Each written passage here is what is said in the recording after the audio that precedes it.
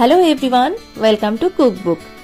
এখনকার ব্যস্ত জীবনে আমরা সকলেই চাই ব্রেকফাস্টে এমন কিছু একটা বানাতে যেটা খুব ইজি হবে, খুব তাড়াতাড়ি বানানো হবে, কিন্তু তার সাথে সাথে হেলদিও হবে।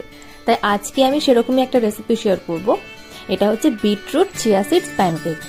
তাহলে চলুন প্রসেসটা আমরা দেখে নিই। একটা ব্লেন্ডিং জারে আমি প্রথমেই নেব একটা বিটরুটের হাফ পরিমাণ নিয়ে সেটাকে ছোট ছোট টুকরো করে কেটে আমি এটাকে একটু স্টিম করে নিয়েছি। যেহেতু এটা আমার 2.5 বছরের বেবিও খাবে, তাই এটা আমি স্টিম করেছি, কিন্তু আপনারা চাইলে এটা এমনি ইউজ করতে পারেন। আর নিয়েছি একটা বড় আপেলের হাফ, সেটাকে ওরকম ছোট টুকরো করে কেটে নিয়েছি। এর সাথে অ্যাড করব 1 টেবিল স্পুন ইয়োগার্ট বা টক দই, যেটা অ্যাভেলেবেল।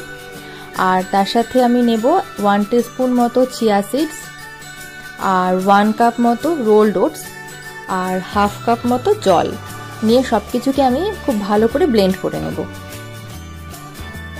এখানে যেহেতু বিটরুট ইউজ হচ্ছে, অ্যাপেল ইউজ হচ্ছে, সেই জন্য আলাদা করে কোনো সুইটনার যেমন সুগার বা হানি এগুলো কিন্তু ইউজ করার কোনো দরকার নেই। আর আমরা এখন প্রায় সকলেই সুগারটা অ্যাভয়েড করি, জানি সুগার আমাদের হেলথের জন্য খুব একটা ভালো না। এটা এমনি কিন্তু খুব টেস্টি হয়। আমি ব্লেন্ডারে এইভাবে একটা স্মুথ পেস্ট বানিয়ে নিয়েছি। এইবার আমি প্যানকেকগুলো রেডি করব।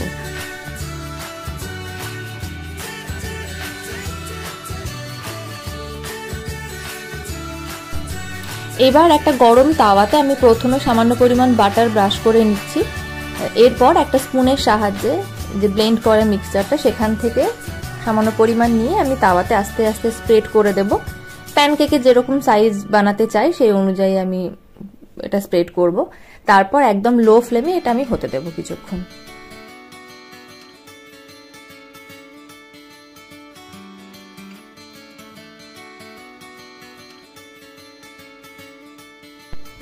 মোটামুটি 2 থেকে 3 মিনিট পর এবার আমি এটা ফ্লিপ করে অন্য সাইডটা হতে দেব।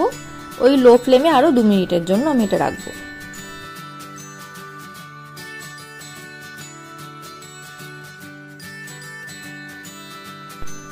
প্রায় 2 মিনিট পর আমি দেখে নেব যে বোথ সাইড ভালোভাবে হয়েছে নাকি। এটা হয়ে গেলে আমি এটা নামিয়ে নেব। এবার একইভাবে আমি আস্তে আস্তে বাকি প্যানকেকগুলো বানিয়ে ফেলবো।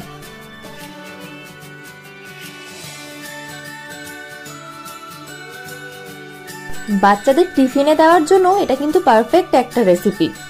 এই রেসিপিটি আপনাদের কেমন লাগলো সেটা অবশ্যই একটা কমেন্ট করে জানাবেন, এবং ভিডিওটি ভালো লাগলে একটা লাইক করে দেবেন এবং চ্যানেলটিকে সাবস্ক্রাইব করে দেবেন। Thank you, tata.